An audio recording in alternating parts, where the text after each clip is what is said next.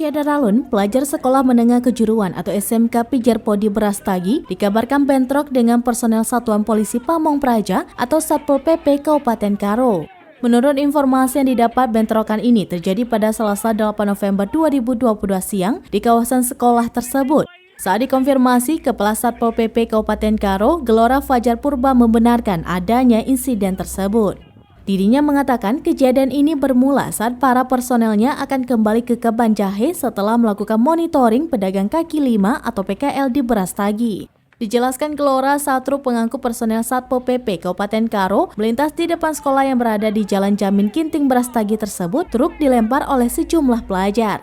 Dirinya mengatakan setelah mengalami insiden tersebut, personelnya berusaha untuk mencari oknum pelajar yang melempar kendaraan tersebut.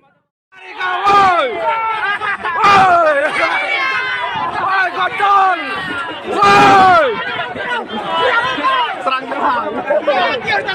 Gua nggak diam.